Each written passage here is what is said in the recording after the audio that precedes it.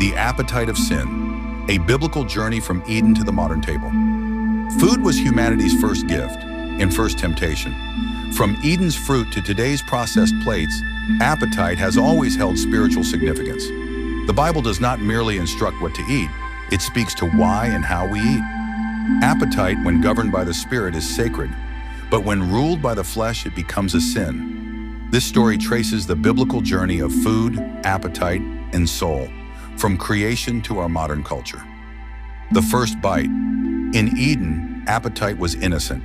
Adam and Eve were free to eat from every tree, except one. But when Eve saw the fruit as pleasing to the eye and desirable for gaining wisdom, Genesis 3:6, appetite crossed into rebellion. One bite taken in defiance brought death into the world. Appetite became a weapon when divorced from obedience. Manna and murmuring. In the wilderness, God fed Israel with manna, daily sacred provision, Exodus 16:4. But the people grumbled, "We remember the fish, the cucumbers, melons, leeks, onions, and garlic," Numbers 11:5. Craving variety over faithfulness, they rejected God's gift. He gave them meat, and with it, judgment. Appetite twisted into complaint, and complaint bred curse. The royal table. Proverbs warn, "When you sit to dine with a ruler, put a knife to your throat if you are given to gluttony." Proverbs 23:1-3. Even in palaces, food is not neutral. Appetite can be deceived by status, wealth, and temptation. The table, when used improperly, is not a place of fellowship, but of spiritual danger. Etiquette and humility. Jesus taught that where you sit matters less than how you sit. Do not take the place of honor, Luke 14:8.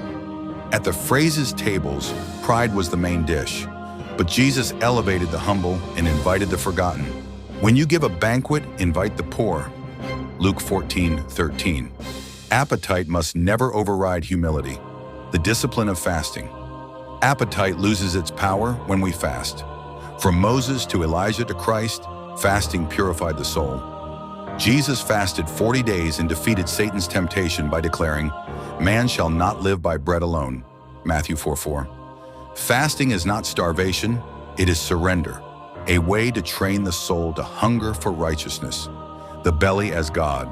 Paul warned of those whose God is their belly, Philippians 3:19. Appetite, when enthroned, becomes idolatry. It enslaves through gluttony, addiction, and shame. But the Spirit calls believers to discipline. "I strike a blow to my body and make it my slave," 1 Corinthians 9:27. Appetite must serve the soul, not master it. The eternal banquet. The story does not end in denial, it ends in the feast. Blessed are those who are invited to the wedding supper of the Lamb. Revelation 19:9. In heaven, appetite is redeemed. Hunger will no longer lead to sin, but to celebration. Christ himself prepares the final table, and at it, all cravings are fulfilled. The defilement of the modern table. Today, appetite is weaponized. Food is no longer grown with reverence, but manufactured for profit. GMO crops, sugary addictions, lab-altered flavors, all designed to addict the body and numb the spirit. My people are destroyed for lack of knowledge, Hosea 4:6. The world's table feeds the flesh, but starves the soul. Screens replace prayer. Speed replaces gratitude. Medicine replaces nourishment. Yet the call remains. Whether you eat or drink, do it all for the glory of God. 1 Corinthians 10:31.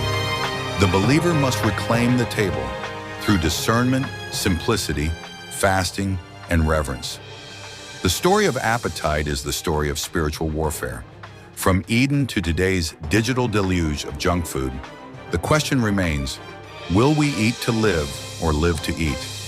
Will we feast at the table of the Lord or be consumed at the table of the world?